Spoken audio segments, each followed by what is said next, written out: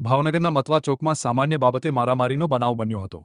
મોહસીનભાઈ પઠાણના જણાવ્યા મુજબ દરવાજાનો ઘા કર્યો હતો, જેથી દરવાજાને તેની જગ્યાએ મૂકી દેવાનું કહેતા તે જેમ ફાવે તેમ બોલવા લાગ્યો હતો। આ દરમિયાન તેના ફાધર આવેલ અને મારા દીકરાને લાકડીથી માર મારેલ, જેથી મેં તેને લાકડી મારી હતી। આ દરમિયાન તેનો મોટો દીકરો આવ્યો અને તેણે ધોકો માર્યો અને ઘરમાં તોડફોડ કરી હતી। તે લોકો 3 જણા હતા। આમ સામાન્ય બાબતે મારામારીનો બનાવ બન્યો હતો।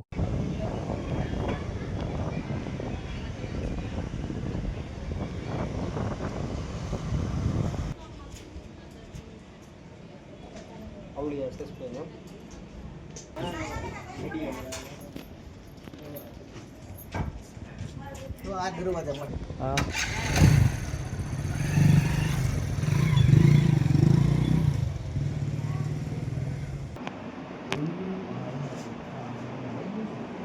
ड्रेसिंग करो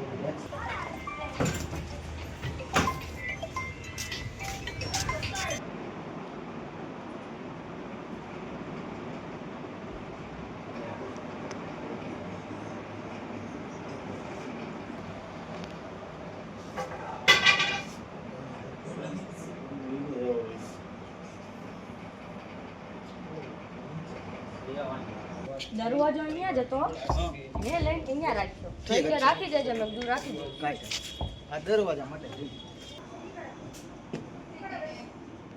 હેન્ડો ખરીદ્યા ખરા એરિયામાં રહેવા જેવા નથી બેચ્યા કાંઈ એક પછી એક છે અમે જરા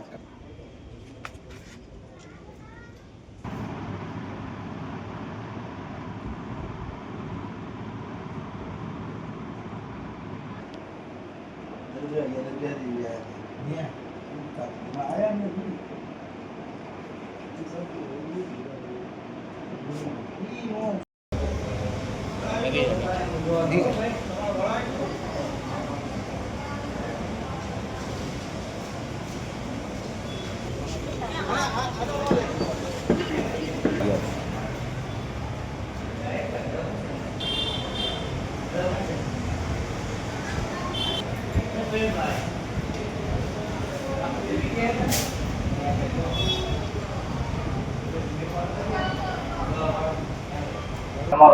મારું નામ મોહસીન મહેબૂબ ખાન પઠાણ મતવા ચોકમાં રહું છું। અમે બપોરે જમવા બેઠા હતા, એ સમયે એના નાના બાબલાએ આવીને બાયણાનો ઘા કર્યો। તો મેં એને કીધું કે તું આવી રીતે દરવાજાનો ઘા કરમાં, જ્યાં હતો અહીંયા મેકી દે। તો એ વ્યક્તિએ મને જેમ બોલવાનું ચાલુ કર્યું। પછી એના ફાધર બહાર નીકળ્યા અને એના ફાધરે સીધા મારા છોકરાને લાકડીથી માર્યો। પછી મેં એને લાકડી મારી, બરોબર છે। તો એનો મોટો છોકરો ધોકો લઈને આવ્યો, એણે મને અહીંયા ધોકો માર્યો છે અને મારું માથું છે ને એ શોકેસના કાચ અરળ ભટકાડ્યું છે અને મારા ઘરમાં તોડફોડ બહુ કરી છે।